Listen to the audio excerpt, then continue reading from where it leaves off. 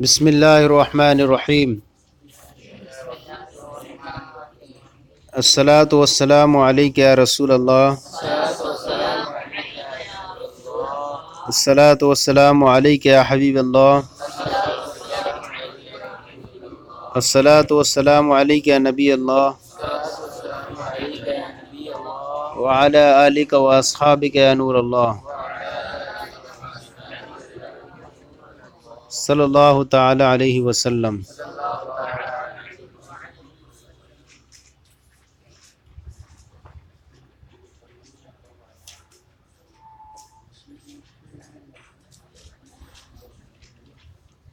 گزشتہ کل ہم نے جو ہے پڑھا تھا تمنی کے بارے میں اور ترجی کے بارے میں پوری تفصیل سے پڑھ لیا۔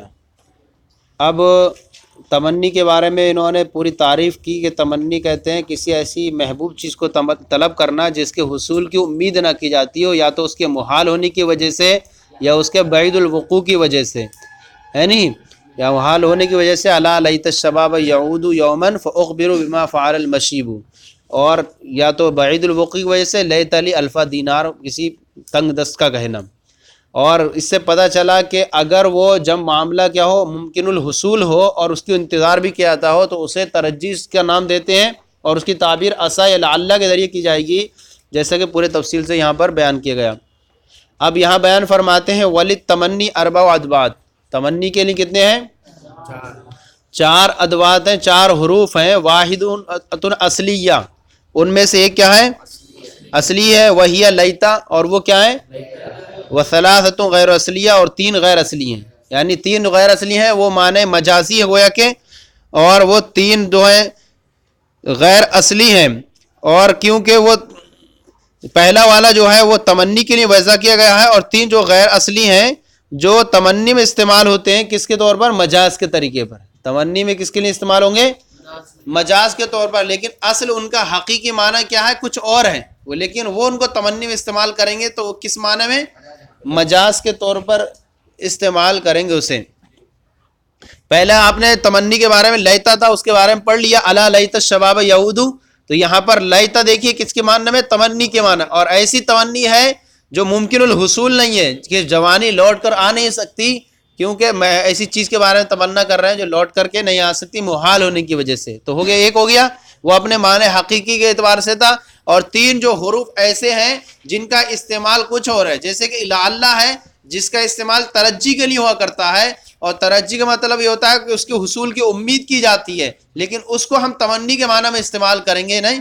اور دوسرا ہے ایک حل، حل کا استعمال کس کے لیے ہوتا ہے؟ اصل استفہام کے لیے ہوا کرتا ہے، یعنی سوال پوچھنے کے لیے، لیکن کیا ہے کبھی کبھی اس کو ہم تمنی کے معنی میں استعمال کریں گے۔ اسی طرح لو، لو کا استعمال اصل شرط کے لیے ہوا کرتا ہے، لیکن یہاں جو ہوگا استعمال اس کا کس کے لیے ہوگا؟ تمنی کے معنی میں۔ تو جو اپنے معنی اصلی سے ہٹ کر کے دوسرے معنی میں استعمال ہو تو یہ کہیں گے مجاز کے طور پر تمنی کے معنی میں استعمال ہو رہی ہیں۔ وہی لعل، ایک ہو گیا لیتا، اور دوسرا ہے لعل، جیسے فہل لنا من شفعاء فیشفعوا لنا، تو یہاں پر جو بیان فرما رہے ہیں تو یہاں حل کا معنی سوالیہ نہیں کریں گے بلکہ کاش ہمارے لیے، کاش ہمارے لیے کوئی سفارشی ہوتا، فیشفعوا لنا، کاش ہمارے لیے سفارشی ہوتے تو وہ سفارش کرتے لنا ہمارے حق میں۔ یہ کفار کب کہیں گے؟ جب قیامت کا دن ہوگا، ہم حقیقت منظر حال دیکھیں گے وہاں کا، تو یہاں پر ان کی جو حالت نکلے گی، آواز سے کیا نکلیں گی؟ کاش ہمارے لیے کوئی سفارشی ہوتے، سفارشی تو ہمارے حق میں وہ کیا کرتے؟ سفارش کرتے۔ تو یہاں جو ہے حل جو ہے یہاں سوال کے لیے نہیں آیا بلکہ کیا ہے؟ تمنا کے لیے آیا، اور تمنا بھی ایسی جو ان کی اب واپس ہو نہیں سکتی وہاں پر پوری امید۔ تو یہاں پر دیکھیے حل کا استعمال جو اصل سوال کے لیے ہے، لیکن یہاں کس کے لیے استعمال ہو رہا ہے؟ تمنی کے لیے ہو رہا ہے، اسی تمنی جس کا کیا ہے حصول کی امید ہے وہاں پر ہو ہی نہیں سکتی۔ تو یہاں پر کیا ہے؟ معنی مجازی کے طور پر استعمال ہے، کس کے لیے؟ تمنی کے معنی میں، ہے نہیں؟ تو تمنی کے لیے استعمال ہوا حل کا۔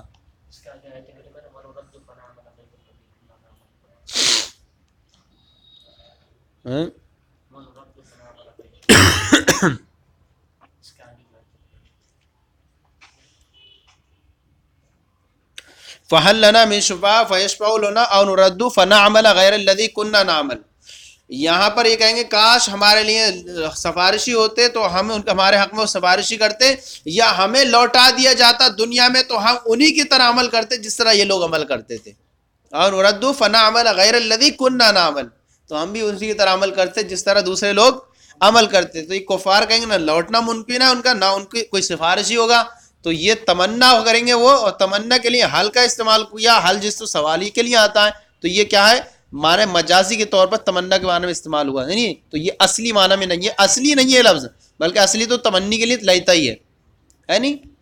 ایک ہو گیا۔ دوسرا ہے لو۔ لو کس کے لیے استعمال ہوتا ہے؟ شرط کے لیے استعمال ہوتا ہے نہیں، لو شرط کے لیے استعمال ہوتا ہے جیسے کہا جائے، اور لیکن یہاں لو کس کے لیے استعمال ہے؟ تمنی کے لیے استعمال ہے۔ فلو ان لنا کرۃ فنکون من المؤمنین، کاش ہمارے لیے لوٹنا ہوتا۔ یہاں پر بھی کفار جب عذاب الہی کو دیکھیں گے قیامت کے دن تو کیا تمنا کریں گے؟ کاش ہمارے لیے لوٹنا ہوتا، فنکون من المؤمنین، تو ہم بھی مومنین میں سے ہو جاتے۔ تو یہ اس دن قیامت کے دن یہ تمنا کریں گے ایسی۔ تو دیکھیے اب یہاں پر جو ہے لو کا استعمال اصل حقیقی معنی استعمال ہے کس کے لیے؟ شرط کے لیے، لیکن یہاں شرط سے عدول کر کے معنی مجازی کے طور پر تمنی کے لیے استعمال ہو رہا ہے، لہذا یہ بھی اصلی نہیں ہے بلکہ کیا ہے؟ غیر اصلی ہے نہیں۔ دوسری بات یہاں یہ بیان فرما رہے ہیں کہ یہاں پر جو ہے اس پر جو ہے قرینہ کیا ہے؟ حل کے جو ہے تمنی کے معنی میں استعمال ہونے پر قرینہ یہ ہے کہ یہاں پر من آیا ہے۔ کیا آیا ہے؟ من آیا یہاں پر، اور جو ہے حل جو استفہام کے لیے وہاں پر اس پہ کیا ہوتا ہے؟ من کا اضافہ نہیں ہوا کرتا ہے، لہذا یہاں پر ایک قرینہ ہو گیا اس بات پر کہ یہاں من جو ہے استفہام۔ دوسری بات یہ کہ یہاں پر جو ہے اگر تمنی کے لیے ہے تو اس کے جواب میں جو فعل مضارع ہوتا ہے وہ منصوب ہوا کرتا ہے۔ کیا ہوتا ہے؟ منصوب ہوا کرتا ہے۔ تو یہاں یہ دیکھ لیں کہ فیشبع میں نون اعرابی گر گیا ہے، فیشبع میں نون اعرابی گر گیا ہے، اور لو کا جو جواب ہے، لو کا جو ہوتا ہے کیا ہوتا ہے؟ فعل مضارع۔ لو اگر شرط کے لیے ہو تو اس کا مضارع مجزوم ہوا کرتا ہے، لیکن یہاں جو ہے شرط کے معنی میں نہیں ہے بلکہ کس کے؟ تمنا کے معنی میں ہے، اور یہاں فعل مضارع مجزوم نہیں بلکہ منصوب ہے۔ فنکونا، فنکونا منصوب ہے، تو یہاں پر بھی پتہ چل گیا کہ یہاں پر قرینہ ہے اس بات پر کہ یہاں پر کس کے لیے؟ شرط کے لیے نہیں بلکہ تمنی کے لیے۔ ہو گیا نہیں؟ وہاں جو منصوب ہوتا ہے وہ 6 چیزوں کے بعد منصوب ہوتا ہے، مجزوم ہوتا ہے، یا اگر شرط کے لیے تو مجزوم ہوا کرتا ہے۔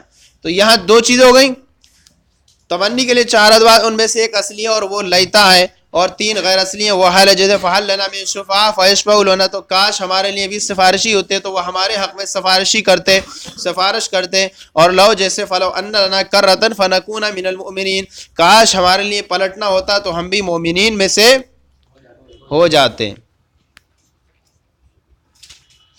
اور یہاں پر تیسرا ہے لعل۔ کیا ہے؟ لعل کا اصل استعمال کس کے لیے ہے؟ ترجی کے لیے ہے، اور ایسی چیز کے لیے جس کے حصول کی امید ہوتی ہے، لیکن اس کو معنی اصلی سے عدول کر کے معنی تمنی میں استعمال کر رہے ہیں، جو کہ اس کے لیے استعمال ہونا یہ اصلی نہیں ہے بلکہ مجاز کے طور پر اس میں استعمال ہوا ہے تمنی کے معنی میں۔ جیسے کہ شاعر کہتا ہے سرب جمع ہے اسراب کی، سرب جمع ہے کس کی؟ اسراب کی۔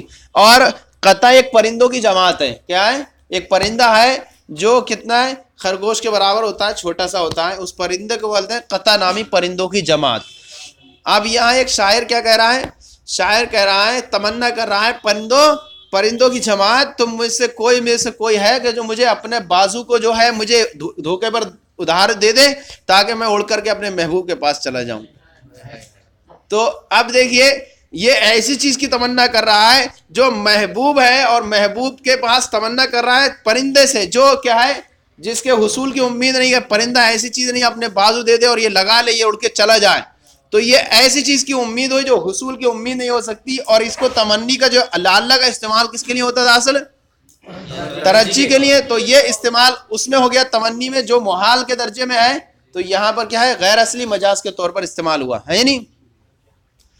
اسرب القطع هل من يعير جناحه لعلي الى من قد هويت اطير، اے قطع نامی پرندوں کی جماعت، حل من يعير جناحه، کیا کوئی ادھار دے سکتا ہے جناحه اپنے بازو کو، لعلی تاکہ میں الى من قد هويت، تاکہ میں اطیروں، میں اڑ کے جا سکوں، الى من اس کی طرف، قد هويت جس سے میں محبت کرتا ہوں۔ یعنی محبوب کی طرف. یعنی اے قطع نامی پرندوں کی جماعت، کیا کوئی اپنے بازو ادھار دے سکتا ہے تاکہ میں اپنے محبوب کے پاس اڑ کر کے چلا جاؤں؟ تو دیکھیے شاعر نے تمنا کی ہے کس کی؟ ممکن الحصول نہیں ہے جس چیز کی. تو یہاں پر جو ہے پرندوں کی جماعت، پرندہ کے جب ایسی کوئی چیز آئے تو کوئی مشہور نہ ہو نا اس کا نام، تو ایسی ذکر کرتے ہیں. قطع نامی اس کا قطعی نام ہے، اور اب اس کا قطع ہے وہ اتنا، اس کو دکھانے کے لیے مشابہت دکھانے کے لیے بتایا کہ اتنا بڑا ہوتا ہے وہ. ہاں کیا قطع نامی پرندوں کی جماعت. یہاں خوبصورتی مقصود نہیں ہے، یہاں ایک قطع نامی اس ٹائم پرندے ہی ہوں گے سامنے اس کے، یا محبوب جو ہے وہ چونکہ وہ جانتا تو انہی پرندوں کو، بس اس نے مقصود بنا کر اسی کو کہا کہ کسی طرح مجھے بازو مل جائیں. کیا مل جائیں؟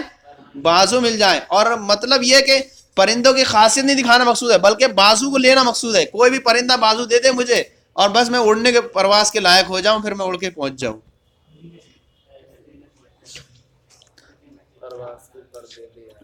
کیا میں کوئی پرندہ اپنے بازو دھار دے سکتا ہے تاکہ میں اپنے محبوب کے پاس اڑ کر کے چلا جاؤں؟ تو اب یہاں پر دیکھیے استفہام، تمنی، عرض یہ وغیرہ اگر ان کو اپنے اصلی معنی پر محمول کیا جائے، اگر ان کو اپنی اصلی معنی پر محمول کیا جائے تو مضارع ان کے جو جواب میں ہے تو اس کے منصوب ہونے کی کوئی وجہ نہیں ہوگی. اصلی معنی کس کا ہے؟ حل کا استفہام ہے، لو کا شرط ہے، لعل کا کیا ہے؟ لعل کا ترجی ہے. ان کو اپنی اصلی معنی میں محمول کیا جائے تو مضارع کا منصوب ہونا ان کے بارے میں کیا ہے؟ منصوب نہیں ہوگا. کیوں؟ تو یہاں پر جو ہے اس کی وجہ یہی نکالیں گے کہ یہاں پر کیا ہے؟ مضارع منصوب ہے. اب اچھا اس میں پھر آگے آپ کہہ رہے ہیں ولی استعمال حاضل ادواتی فی التمنی ینصب المضارع الواقع فی جوابیہ، اور ان ادوات کے تمنی کے استعمال ہونے کی وجہ سے ان کے جواب میں واقع ہونے والا مضارع کیا ہوتا ہے؟ منصوب ہوتا ہے. اس ادوات کے تمنی کے معنی استعمال کی وجہ سے ان کے جواب میں واقع ہونے والا مضارع کیا ہوتا ہے؟ منصوب ہوتا ہے.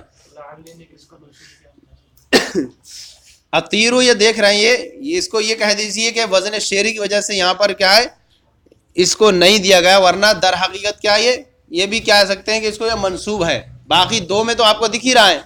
پھر آگے چل کے یہاں بعض لوگوں نے یہاں پر اعتراض کیا کہ جو آپ نے یہ کہا کہ حل جو یہاں پر استفہام کے لیے وہ نشیہ میں سے جس کے بعد مضارع منصوب ہوتا ہے، تو یہ نصب کا جواب حل یہ دلالت نہیں کرتا، یہ اپنی معنی اصلی سے عدول کر گیا. کیونکہ حل جو ہے جس طرح حل جو اپنے اصلی معنی میں ہو تو وہاں پر بھی کبھی کبھی منصوب ہوتا ہے اس کے بعد والا جواب، ایسے یہاں پر بھی. تو یہاں ہم نہیں کہیں گے کہ کیا ہے،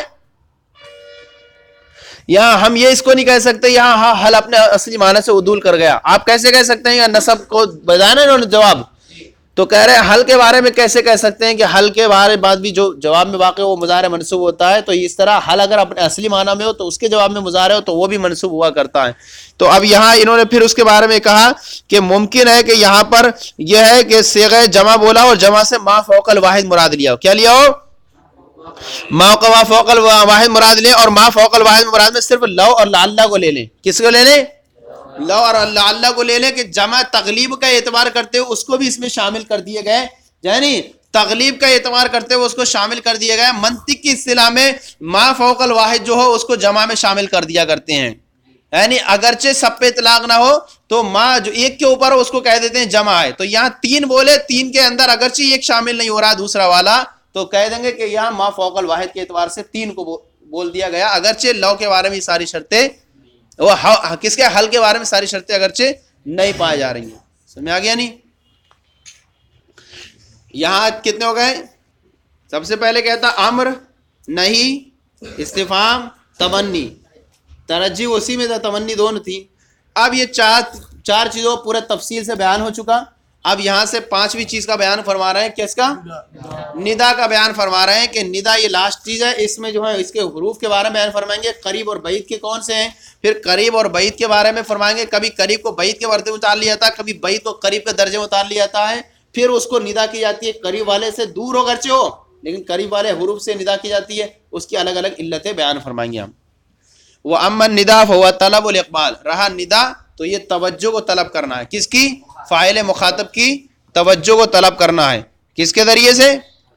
حرف ندا کے بے حرف نائب مناب ادو، جو کیا ہے ادو کے قائم مقام ہوا کرتے ہیں. وہ ادوات ثمانیہ، اور اس کے اتنے 8 حروف ہیں، یا حمزہ اے واو اے ایا اور حیا واو. یہ کتنے ہو گئے؟ 8 ہو گئے. اب یہاں سے بیان فرما رہے ہیں یہ سارے تو ہیں، لیکن کہہ رہے ہیں فل حمزہ و اے للقریب، حمزہ اور اے کس کے لیے؟ وغیرہما للبعید، اور بعدی کس کے لیے؟ بعید کے لیے. اور ایک ہم صورتیں پڑھتے ہیں کہ یا جو ہے قریب اور بعید دونوں کے لیے، یا قریب اور فالحمزہ اے اور قریب، فالحمزہ اور اے تو قریب علی ہیں، اور دوسرے سارے 8 جو ہیں بعید کے لیے. اب یہاں کہہ رہے ہیں وقد ينزل البعید منزلۃ القریب فینادى بالحمزۃ وائی، کبھی کبھی بعید کو قریب کے درجے میں اتار لیا جاتا ہے تو اسے حمزہ اور اے کے ذریعے ندا کی جاتی ہے، اشارۃ الی انہ لاشتدت استحضار فی ذہن المتکلم صار کالحاضر معه، اشارہ کرنے کے لیے اس بات کی طرف کہ وہ کیا ہے، شدت سے حاضر رہنے کی وجہ سے، شدت سے متکلم کے ذہن میں حاضر رہنے کی وجہ سے گویا کہ ایسا ہی ہو گیا جیسے کہ وہ اس کے ساتھ حاضر کی طرح. اے اور حمزہ کس کے لیے ہیں؟ قریب کے لیے. تو اب وہ دور والے آدمی کو ہم پکارنا ہے تو ہم کس سے پکار رہے ہیں؟ حمزہ اور اے سے. کیوں؟ حالانکہ دور کے لیے دور استعمال کرنا چاہیے تھا، لیکن ہم قریب والے اس میں استعمال کر رہے ہیں اس کے لیے، دور والے کے لیے، کیونکہ وہ ہمارے ذہن میں اتنی مضبوطی سے ہر وقت حاضر ہے کہ نہیں، جب جب لیلا کا تصور آئے تب تب مجنون کا تصور آئے، بالکل ایسی جیسی ہے، نہیں بالکل ایسی تصور ہے ذہن میں، بالکل قریب رہتا ہے ہمارے. تو اب ایسے ہی ہو گیا کہ جیسے ذہن میں حاضر ہے گویا کہ ہمارے ہی ساتھ موجود ہے. جو ہمارے ساتھ موجود انسان کے سامنے ہم کیا ہے، اے اور حمزہ قریب کا استعمال کرتے ہیں، ایسے ہم اس کے لیے بھی کیا کر رہے ہیں؟ قریب کا استعمال کر رہے ہیں، حمزہ اور اے کا استعمال کر رہے ہیں. ہو گیا نہیں کہ گویا کہ وہ بالکل غائب ہی نہیں ہوتے اس سے. جیسے کہ بیان فرما رہے ہیں یہاں پر ایک شاعر اپنے شعر میں، اسکان نامان العراق تیقنوا بانکم فی رب قلب سکان، سکان ساکن کی جمع باشندے، نامان العراق یہ ایک وادی ہے. کیا ہے نامان العراق؟ کیا ہے یہ؟ ایک وادی ہے، جو وادی ہے عرفات اور طائف کے درمیان ایک وادی کا نام ہے، اس کا نام ہے نامان العراق. اور نامان العراق کے باشندے، نامان العراق کے باشندوں،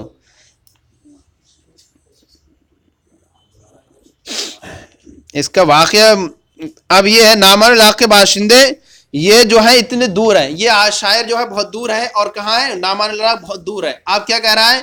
اے حرف استفہام لایا نا، اے نامان العراق کے باشندوں، اے نہیں، تیقنوا تم یقین کر لو، بانکم فی رب قلبی، رب مانے جگہ، میرے قلب کی جگہ میں ہو. کیا تم سکانو بسے ہوئے ہو، میرے دل کی جگہ میں کیا ہو؟ تم بسے ہوئے ہو، سکان.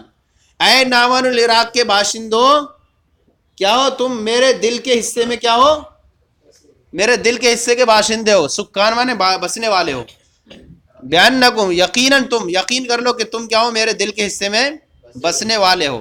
تو دیکھیے یہاں پر جو ہے وہ وادی میں رہنے والے بہت دور ہیں، لیکن ان کے لیے کیا استعمال کر رہا ہے شاعر؟ حرف استفہام، حمزہ استفہام کا استعمال کر رہا ہے، حرف ندا کا استعمال کر رہا ہے. اور وہ جو ہے کس کے لیے آتا ہے؟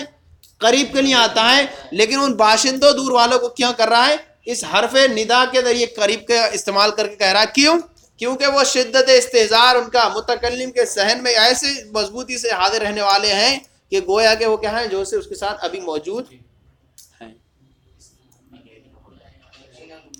اب یہاں پر یہ کہہ سکتے ہیں کہ جو لوگ اعتراض کرتے ہیں اس بات پر کہ جو آپ نبی پاک صلی اللہ تعالی علیہ وسلم کو پکارتے ہیں یا رسول اللہ صلی اللہ علیہ وسلم، دیکھیے صلی اللہ علیہ وسلم ہمارے دل میں وہ اتنے قریب ہیں، ہے نہیں. اور دوسری بات اس پر اعتراض کا جواب، یا حرف ندا تو عام ہے نا، قریب اور بعید دونوں کے لیے. تو اب یہ کہ کہہ کہ یا رسول اللہ کہہ کہ مت پکارو، کیونکہ وہ بہت دور ہے اور دور والا سنتا نہیں ہے. کیا نہیں؟ دور والا سنتا نہیں سکتا، دور والے کو ہم پکار نہیں سکتے، اس یا رسول اللہ کہہ کر مت پکارو. تو ہم کہتے ہیں کہ اللہ تعالیٰ نے قرآن مجید میں ارشاد فرمایا یا رسول اللہ سراجم منیرا، اے رسول میں نے اب کو تم کو روشن چراغ بنایا. کیا بنایا؟ روشن سورج بنایا، روشن سورج بنایا. اور نبی کریم صلی اللہ علیہ وسلم سورج ہیں اب یہ دیکھنے والے کی نظر کا اعتبار ہے کہ سورج کو کس اعتبار سے دیکھتا ہے. کہ ایک انسان ہے, ایک انسان کو دے دو پتھر اور آئینہ دے دو درمیان 12 بجے دن میں, اب پتھر دے دو, پتھروں سے کہو کہ دیکھ بتا سورج کہاں ہے, سورج کہاں ہے, سورج کیا, پتھر کیا بول رہا ہے, مجھ سے بہت دور ہے, میرے وجود سے دور ہے, میرے بہت دور ہے, لاکھوں دور ہے. اور آئینے کو دے دو, آئینہ کیا کہہ رہا ہے, میرے اندر ہے, میرے اندر سمایا ہوا ہے, میرے اندر ہی قریب میں ہی ہے. تو پتہ چلا اے نبی میں نے تمہیں روشن سورج بنایا, جس کا دل پتھر ہے تم مجھ سے بہت دور ہو, جس کا دل آئینہ ہے تم مجھ سے بہت قریب ہو, ہے نہیں. تو اب اے اللہ نے فرمایا میں نے تمہیں سورج بنایا. اب اسی کی صراحت اللہ نے قرآن مجید میں ارشاد فرما دی, النبی اولا بالمؤمنین من انفسہم وازواجہم, مومن تو نبی کی جانوں سے بھی زیادہ قریب ہیں. میں اپنی جان لے کے ساتھ گھوم رہا ہوں. میرے اگر کہیں کہ میری جان کس میں ہے, اگر میرا ہاتھ ہمیں جان ہے تو میرا ہاتھ خراب ہو گیا پھر بھی زندہ ہوں. اگر کہیں کہ ہاتھ جان پیر میں ہے تو اگر پیر جس کا خراب ہو لنگڑا ہے وہ بھی زندہ ہے. اگر کہیں کہ جان سر میں ہے تو جو پاگل ہے وہ بھی زندہ ہے. تو میں اپنی جان لے کر کے اپنے ساتھ گھوم رہا ہوں. میں اپنی جان کے بارے میں صحیح طور سے نہیں بتا سکتا کہ میری جان کہاں ہے, پھر اس نبی کے بارے میں کیا بتاؤں جو نبی کی جانوں سے بھی زیادہ قریب ہے.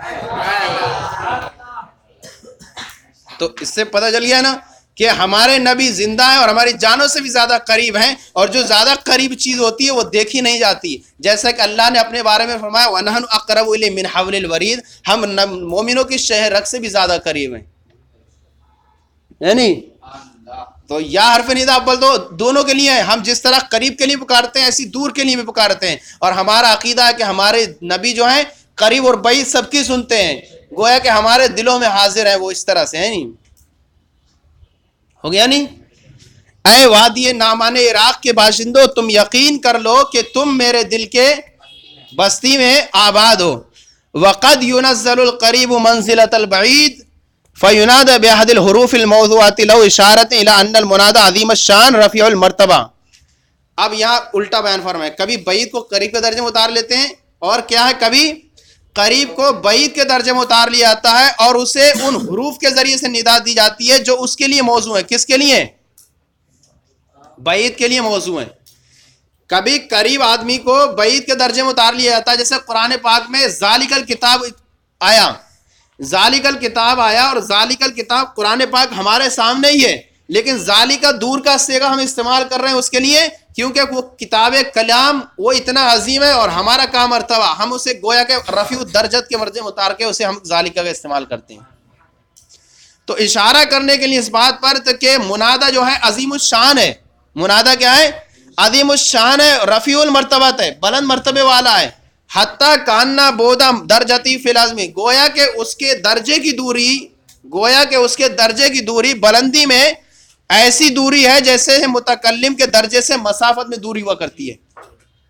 متکلم کا درجہ جو ہوتا ہے جیسے مسافت میں 1 کلو یا 5 کلومیٹر رہ رہا ہے, وہ درجے میں دوری ہے مسافت کی, ایسی متکلم کے درجے اور اس سامنے والے جس کو ہم پکار رہے ہیں اس کے درجے کی دوری ایسی جیسے مسافت میں دوری ہوا کرتی ہے.